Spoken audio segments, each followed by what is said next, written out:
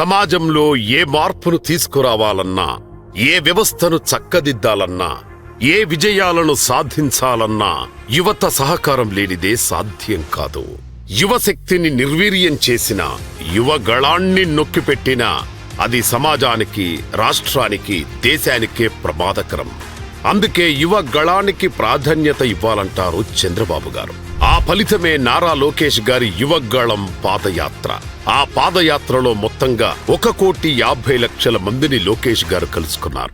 యువతకు ప్రాధాన్యత ఇస్తూ వారు కోరుకున్నట్టుగా 5 ఏళ్లలో 20 లక్షల ఉద్యోగాలకు హామీ ఇచ్చారు. తెలుగుదేశం పార్టీ అధికారులకు వచ్చిన వెంటనే ప్రభుత్వం, ప్రైవేట్, స్వయం ఉపాధి ద్వారా 20 లక్షల మందికి ఉద్యోగాలు కల్పిస్తాం. అది మా లక్ష్యం.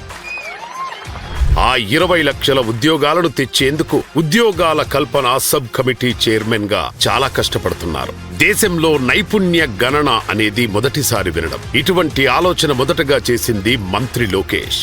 That's where I think one of the slides Abhishek spoke about Naipunyam. Naipunyam is a very interesting experiment, if I may, which we're going to launch in October, where we're trying to match the supply and demand. Where I have youngsters who are well educated, who are searching for jobs, and then there's demand. I'm going to do the matchmaking, but we are building skill development into it, where assessment will be done, where state will guarantee that, in IT, this is the kind of level that this person is at. And then what is the skill intervention that's also required? The state is willing to do the skill intervention on your behalf. So I think Andhra Pradesh is uniquely positioned to deliver that. And we'll be one of the very first states to do.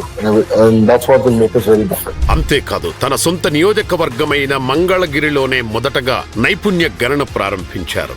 Jagan హయాంలో యువతను మత్తుకు బానిసలను చేస్తే అభివృద్ధి గురించి, ఉద్యోగాల గురించి, పాలకుల దోపిడీ గురించి అడగరన్న కుట్రతో ప్రభుత్వమే డ్రగ్స్ వ్యాపారాన్ని ప్రోత్సహించింది.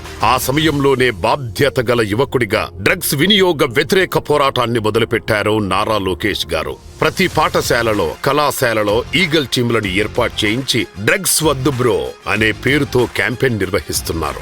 డ్రగ్స్ వద్దు బ్రో అనే క్యాంపెయిన్ మన ప్రభుత్వం చేపడతాం జరిగింది అధ్యక్ష. ఈగల్ అనే పోలీసులు అధికారులతో ఒక సంస్థ ఏర్పాటు చేసి ప్రతి పాఠశాలలో కంపల్సరీగా ఈగల్ క్లబ్స్ అనేది ఏర్పాటు చేస్తాంతో పాటు విద్యార్థుల చైతన్యం తీసుకొస్తూ డ్రగ్స్ కి ఎందుకు దూరం ఉండాలి, ఒక డ్రగ్స్ వల్ల వాళ్ళే కాదు ఒక తరం ఎట్లా నాశనం అవుతుంది అనేది చెప్పేదానికి కార్యక్రమాలు చేపడతాం అధ్యక్ష. ఇది అన్ని పాఠశాలలకి, కాలేజీలు కూడా మన ఇన్స్ట్రక్షన్స్ పాస్ చేసాం అధ్యక్ష. పార్టీ విషయానికి వస్తే యువగళానికి ఎంత ప్రాధాన్యత ఉందో అందరికీ తెలుసు.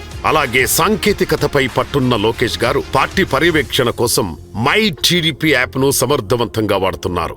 పార్టీ కార్యక్రమాల్లో చురుగ్గా పాల్గొంటూ మై టీడీపీ యాప్ ను సమర్థవంతంగా వినియోగిస్తున్న టాప్ 10 పర్ఫార్మర్లతో యువనేత నారా లోకేష్ గారు ఇటీవల మంగళగిరిలోని టీడీపీ కేంద్ర కార్యాలయంలో కలిసిన విషయం అందరికీ తెలిసిందే. ఈ మధ్యనే మన యువనేత లోకేష్ గారికి టీడీపీ నేషనల్ వర్కింగ్ ప్రెసిడెంట్ గా బాధ్యతలు అప్పజెప్పింది పార్టీ. ఆయన నాయకత్వంలో మరిన్ని చారిత్రాత్మక విజయాలను నమోదు చేయడానికి మనమందరం కృషి చేద్దాం.